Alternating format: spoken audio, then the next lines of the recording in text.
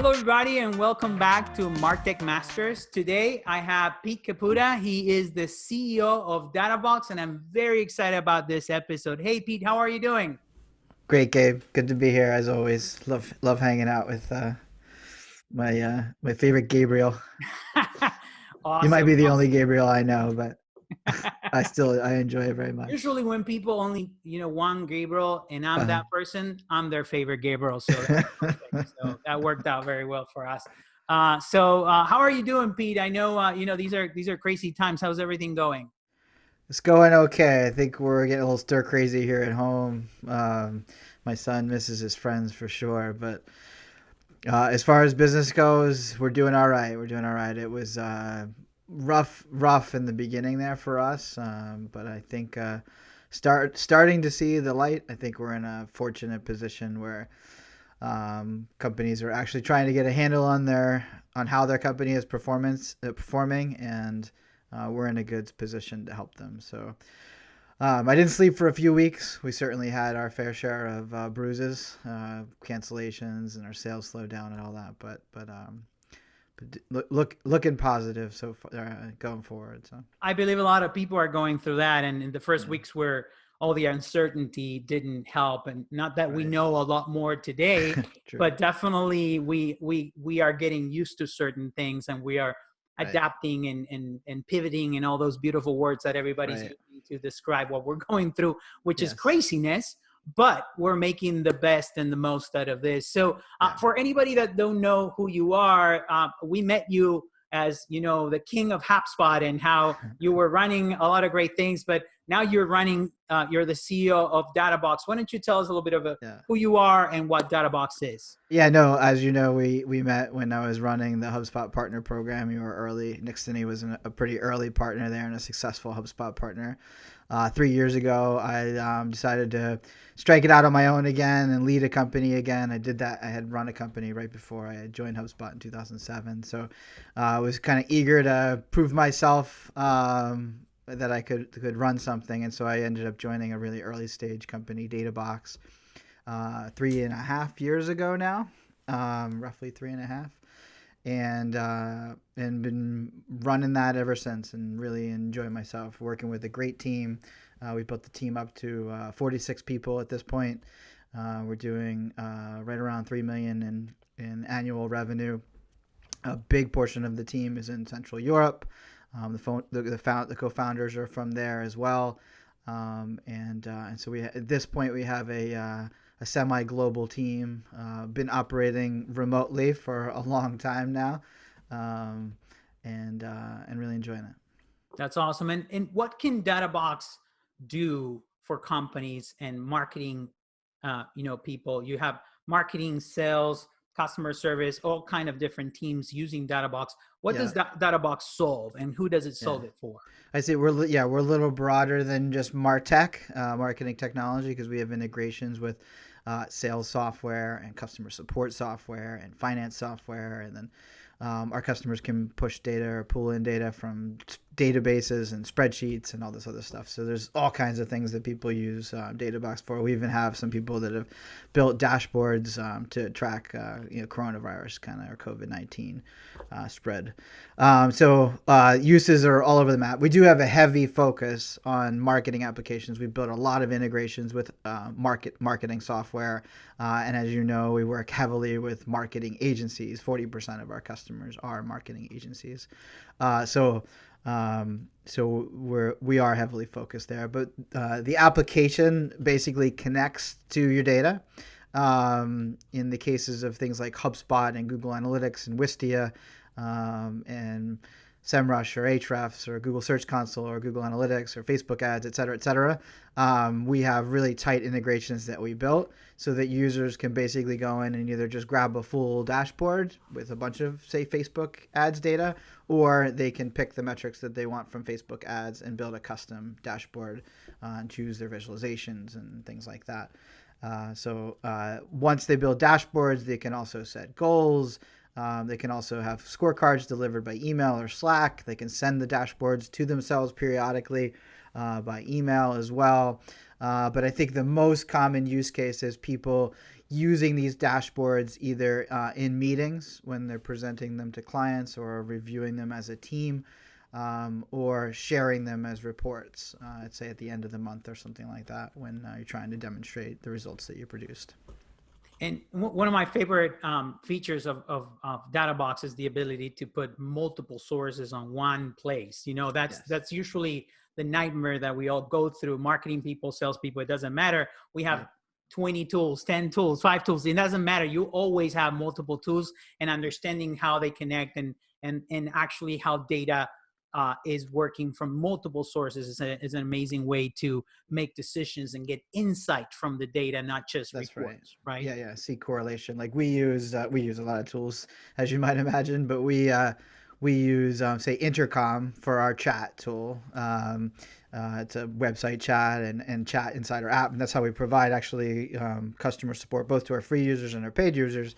And then, but we use HubSpot CRM for our customer relationship management system. And so I track the number of chats we're having. I also track the number of meetings we book, and it's really nice to see that correlation in one spot. That's perfect. That's perfect. So during these trying times, people are trying to identify places where they can save resources, optimize, and re-strategize, right? Yep. This is the moment to adapt and pivot. So how can, tell me a little bit of what you have seen with your experience on what you're seeing on companies, what you have been doing.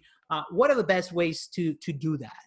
Well, it's hard to strategize. It's hard to pivot if you don't understand how each part of your business is performing right now. And so, different businesses are different. I know, like for your business, you run a marketing agency. Compared to us, you have a smaller number of clients that pay you a whole lot more than our average client. So your metrics might be different than mine, right? But to use, say, Databox as an example, since I know it real well, there's a whole slew of metrics that I have that are both measuring what my team does as well as the results that they produce.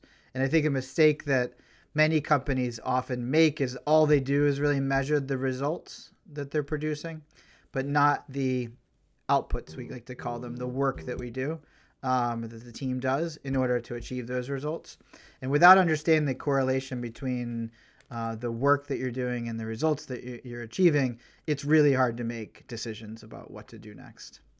I'd also say, when you're good at measuring both your outputs, we like to call them, the work you're doing, as well as the outcomes, your results, you can start to correlate the two. So you can start to see, and just using the example I just used a second ago, I can start to see the efficiency of my chat. So if we're chatting with a lot of people and we book a lot of sales meetings as a result of it, that means the quality and the efficiency of that chat is really high. If that goes down, that means I got to dig in and see what's going on. As for some reason my chat team, my team that's doing the chat, not performing well. So I think that's a necessary first step, is make sure you're measuring what you're doing. In the case of marketing, maybe that's the amount of content that you're publishing, or maybe it's really leading indicators of where are specific pieces of content ranking, or which pages on your site are getting traffic and conversions, and looking at it on a historical basis to see what might have changed, because ultimately that's what's gonna impact your sales. And so the first thing that I did in the middle of March is started to looking at all of my outputs, all the work my team was doing, the efficiency of that, as well as any leading indicators, early indicators of success. So I obsessed over how many meetings my sales team was having, not how many deals they were closing, right? Because I knew the week of March 16th and the week after that, our typical customer, fortunately, is still working. It's a B2B company. And they all went from in the office to remote. And so I saw that our traffic dropped literally by half and our sign up volume dropped by half. So I knew that people were not buying things that week.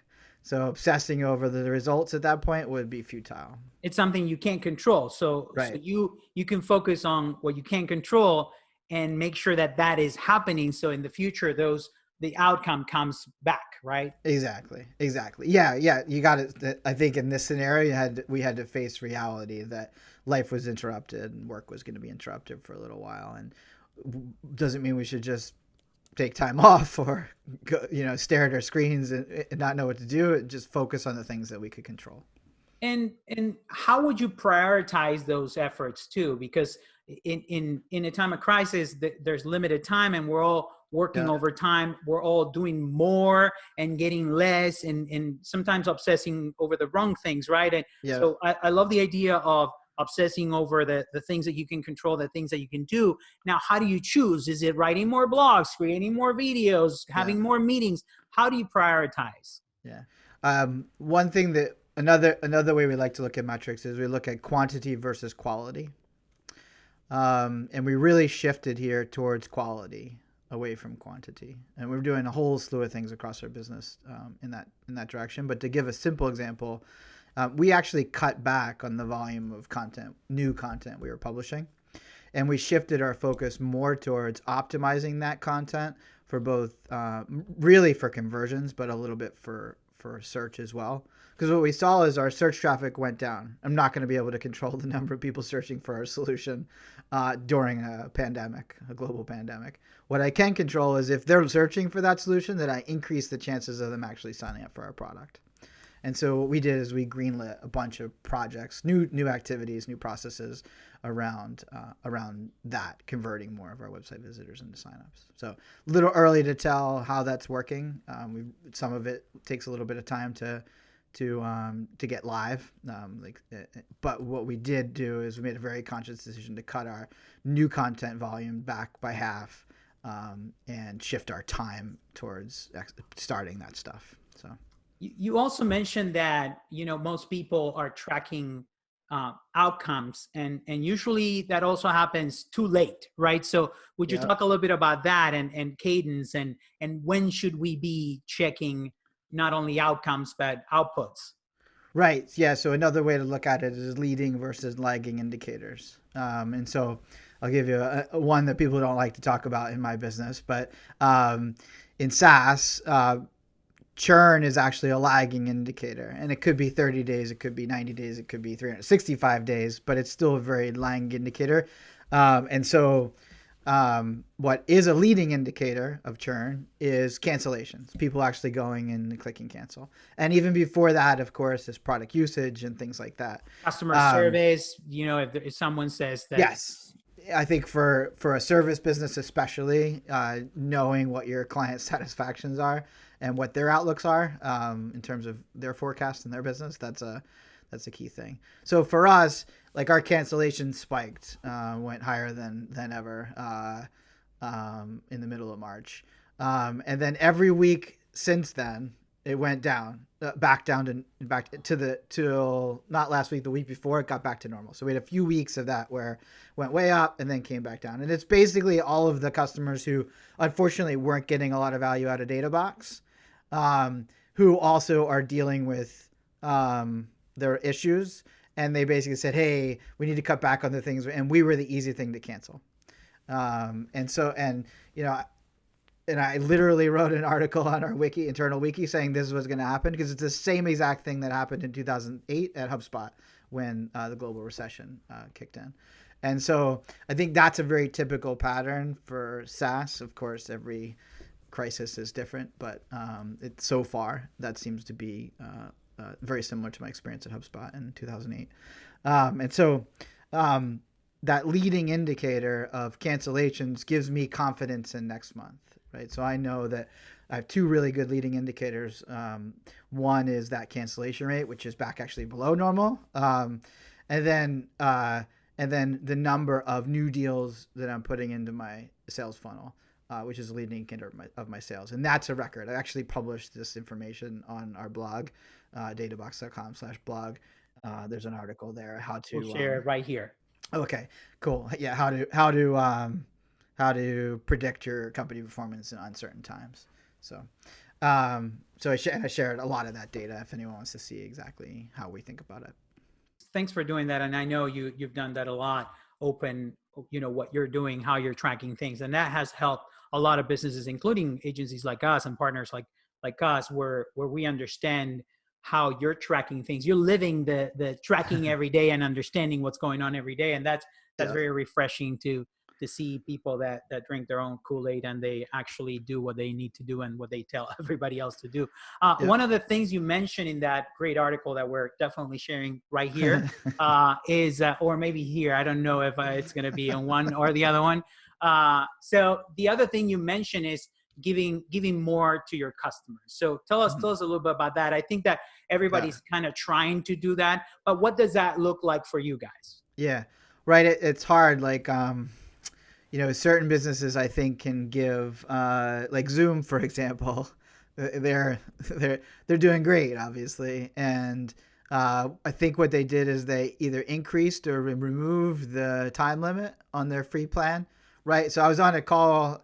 I told my family, like, well, let's do a Zoom, and it was like the third or fourth Zoom. I'm like, you guys send the Zoom. It's free. Just go sign up. And we got to like 40 minutes. 40 minutes. I was hoping it was going to be over. I'm just kidding. I love talking to my family. But anyways, and it's still going. I'm like, why is this still going? And I guess I found out it's higher. It was higher than 30 minutes or whatever. It was funny. I had the same experience, and they did it great. In my opinion, that was even better because at 35 minutes it said your meeting is about to end in 5 minutes. And then we all got a notification that said your account has been upgraded to unlimited time. Exactly. And I was like, this is amazing. I loved the product at that moment. They didn't even remove it. They kept it, but then they told you that you've been upgraded for free, which was awesome, right? That kind of experience could definitely make people love the tool. What have you done in a completely so I don't have we don't have a multi-billion-dollar market cap, of course. Although we have seen some uptick in usage because of our product. I think is important in times like these. I don't have millions of dollars in the bank either. We've largely been running off of cash flow. I've been profitable for the last year and a half, but barely profitable. So it's not like we have a lot in the bank. We have enough to and we're managing it, of course, but I can't just say, hey, here's a 90-day trial, or everybody gets a month off for free. Like I logged into Gusto, which is really low cost anyways, but Gusto, which is our HR management tool, and it basically just popped up a thing. It's like, would you like to not be charged this month? I'm like, sure, I'll not be charged this month.